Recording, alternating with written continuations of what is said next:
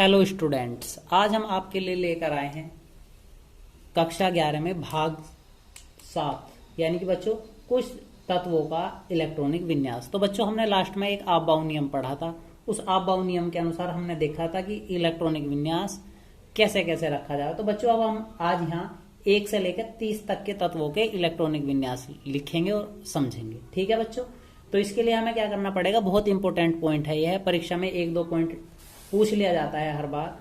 तो प्रत्येक तत्व को हम लेंगे 1 से लेके कितने तक बच्चों, 30 तक। तो सबसे पहला हम लेते हैं क्या, H, एक हाइड्रोजन। तो हाइड्रोजन का हम इलेक्ट्रॉनिक विन्यास लिख देंगे। नियम के अनुसार क्या होगा बच्चों, 1s, केवल s में एक आता है। फिर नंबर 2 पे क्या आता है बच्चों, 2 पे है हीलियम। तो नियम क्या क्या बता, 1s2। ठीक है बच्चों। फिर नंबर 3 लिथियम। तो नियम क्या क्या बता, पहले s वाले को पूरा करो, तो 1s2, फिर नंबर आएगा 2s का।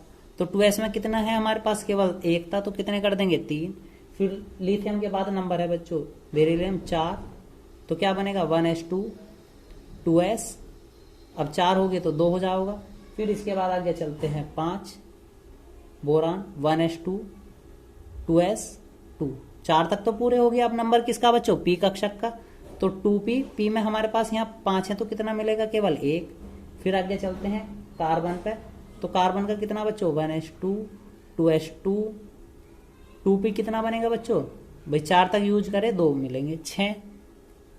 ठीक है। कार्बन के बाद हम चलते हैं बच्चों नाइट्रोजन यानी 7 पे। तो 1s2 2s2, अगले वाला 2p3।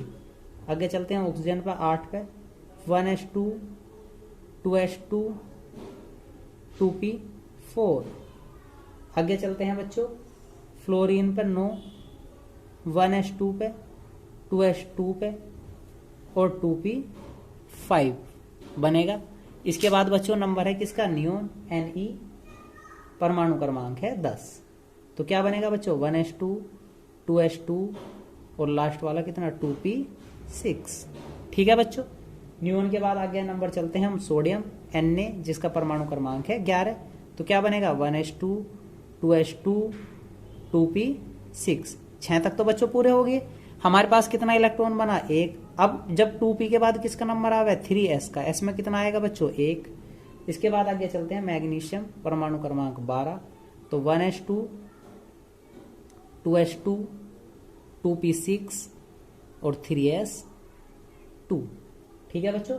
मैग्नीशियम के बाद अगला नंबर है एल्यूमिनियम 13 Al।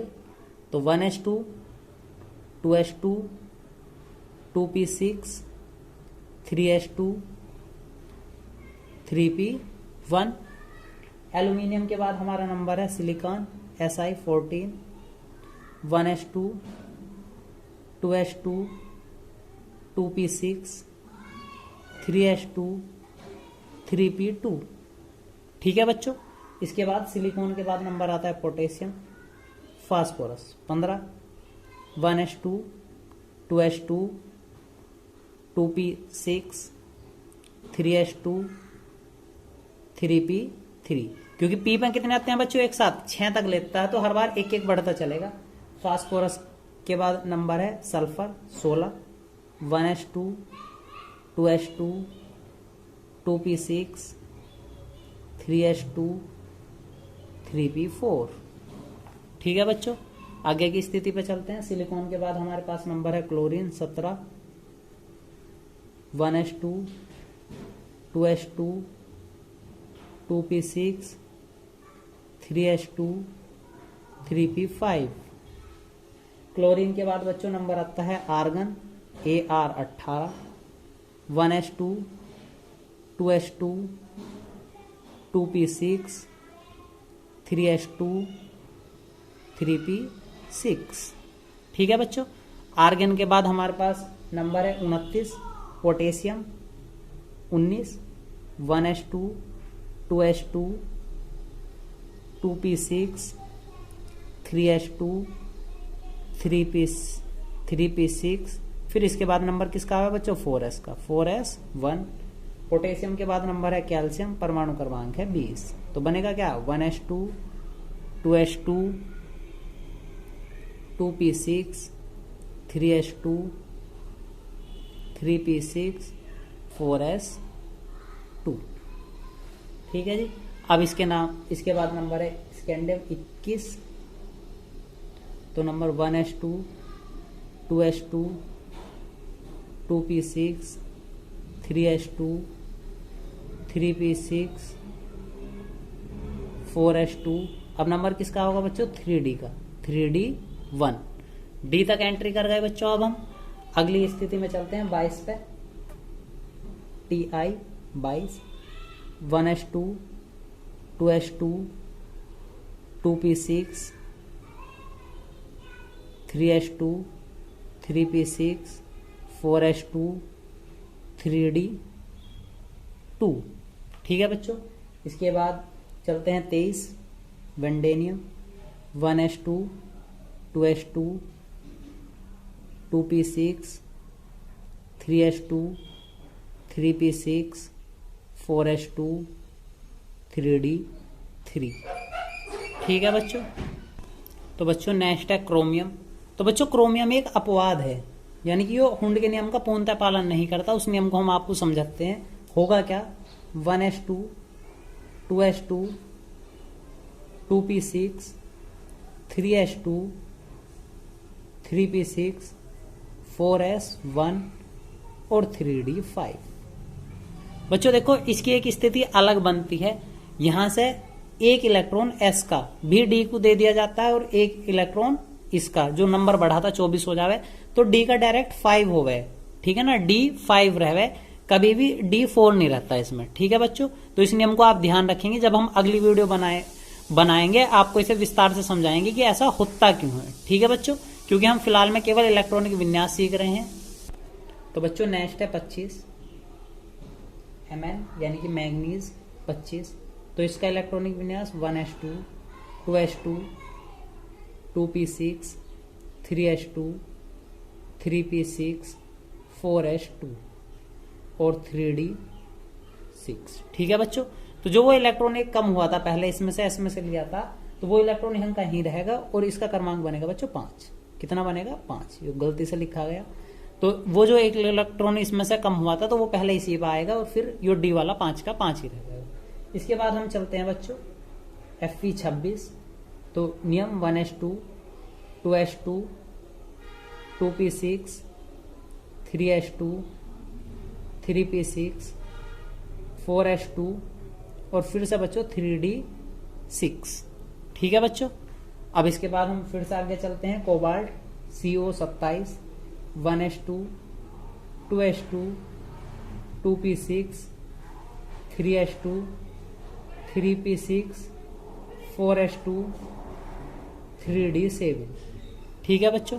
इसके बाद कोबाल्ट के बाद आगे चलते हैं nickel Ni28 1s2 2s2 2p6 3s2 3p6 4s2 3d8। कितने तक पहुंचेगा बच्चों? 8 तक। इसके बाद निकिल के बाद नंबर है बच्चों कॉपर का Cu29। तो बच्चों जैसे क्रोमियम में अपवाद था, ऐसे ही कॉपर में अपवाद है। तो देखते हैं 1s2 2s2 2p6 3s2 3p6। तो बच्चों वो स्थिति इसमें बनेगी, इसका 1 और इसका बनेगा डायरेक्टली कितना बच्चों? 10। तो एक इलेक्ट्रॉन इसका और एक इसका बनेगा। इसके बाद हम चलते हैं बच्चों Zn पे, Zn30। तो Zn30 है बच्चों 1s2 2s2 2p6 3s2 3p6 4s2 और 3d10। तो बच्चों ये थे 1 से लेकर 30 तक के परमाणु जिनके आपने इलेक्ट्रॉनिक विन्यास पढ़े। तो बच्चों इसमें 2 अपवाद आए, एक कॉपर और एक क्रोमियम। तो बच्चों हम सबसे पहले देखते हैं हम क्रोमियम का। तो हमने लिखा था 1s2 2s2 2p6 3s2 3p6 4s1 और 3d5। ये तो लिखा था बच्चों। तो कायदे में नियम क्या होना चाहिए था? इसके हिसाब से भी यो वाली संख्या आनी चाहिए थी, 2 इसका और 3d होना चाहिए था 4। जो सही नियम चल रहा था यही तो नियम चलता होता बच्चों। तो हम बनावे क्या, सही नियम यो नीचे जो हमने बॉक्स में बनाया ये नियम के अनुसार बना। तो होवे क्या बच्चों, अब हम इनकी कक्षाएं देखते हैं। तो कक्षा ऐसे बनेगी, एस में 1 होवे और डी में होवे ऐसे करके 1 2 3 4, 1 2 3 4 5।